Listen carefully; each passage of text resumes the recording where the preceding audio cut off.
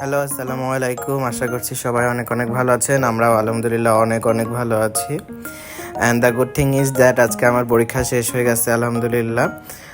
তো এখন থেকে ইনশাল্লাহ নিয়মিত ব্লগ দিব।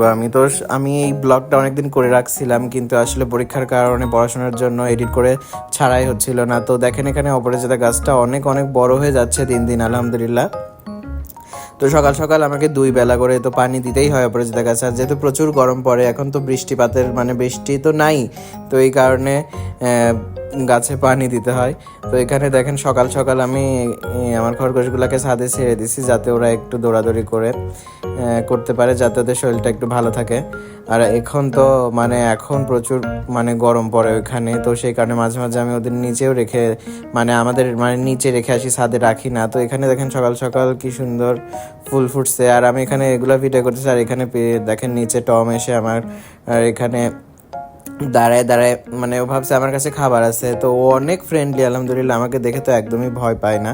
তো সবসময় আমার কাছে চলে আসে। আমি যখনই কিভাবে দেখেন পা উঠায় উঠায় খেলতেছে, ওরা অনেক অনেক খুশি হয় যখন ওদের আমি ছেড়ে দেই।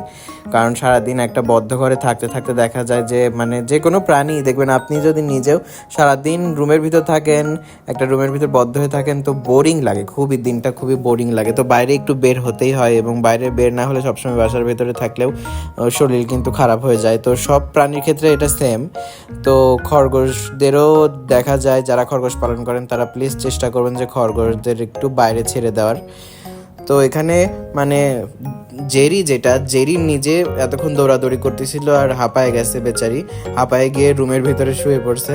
আর আমার ইচ্ছা আছে যে আমাদের এখানে কিন্তু অনেকগুলা রুম ফাঁকা আছে, ওরা দুজন যেহেতু 2টা, আর আমি আমার আন্টিদের বাসায় আমার খরগোশ দিয়ে দিছিলাম, তো ওখান থেকে আমার ওই খরগোশগুলোরও বাচ্চা হয়েছে। তো ওই খরগোশগুলোর বাচ্চার ভিতরে আমি 2টা অলরেডি সিলেক্ট করে রেখে আসছি। তো এগুলো বড় হলে কিছুদিন পর গিয়ে আমি নিয়ে আসবো ইনশাল্লাহ। আর এমনিতে তো ফাঁকাই থাকবে রুম, অনেকগুলা রুম ঘর আছে, সেগুলো ফাঁকাই থাকবে। তো ওই ঘরের ভিতরে কিছু নতুন জিনিস কেনার চেষ্টা করতেছি আমি ইনশাল্লাহ। খুবই তাড়াতাড়ি আমার এইখানকার সেট আপে আপনারা নিউ অ্যানিমেল দেখতে পারবেন ইনশাল্লাহ। আমার নিউ অ্যানিমেল দেখার জন্য অবশ্যই আমার চ্যানেলে চোখ রাখতে হবে।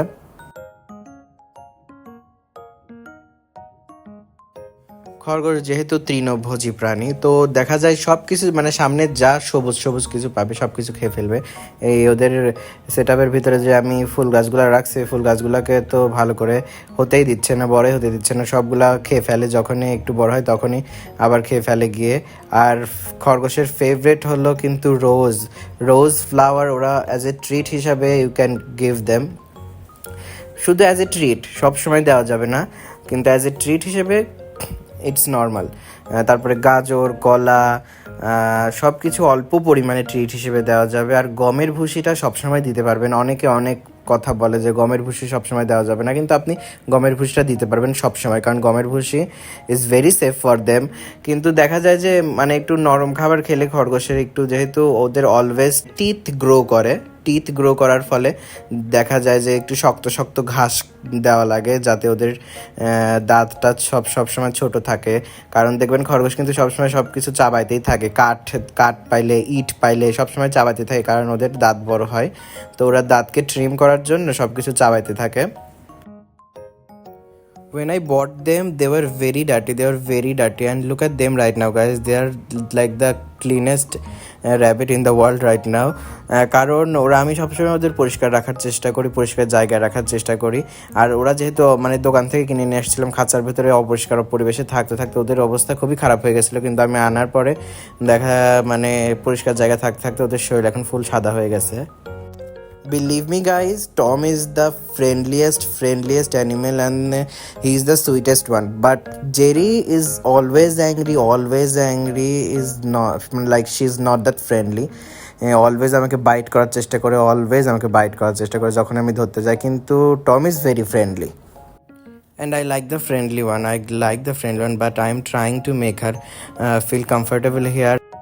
আজকে ব্লগটা এই পর্যন্তই। সবাই কেমন লেগেছে প্লিজ কমেন্ট করে জানাবেন। ভালো লাগলে লাইক করবেন, শেয়ার করবেন, অবশ্যই আমার চ্যানেলটা সাবস্ক্রাইব করবেন। সবাই ভালো থাকবেন, আল্লাহ হাফেজ।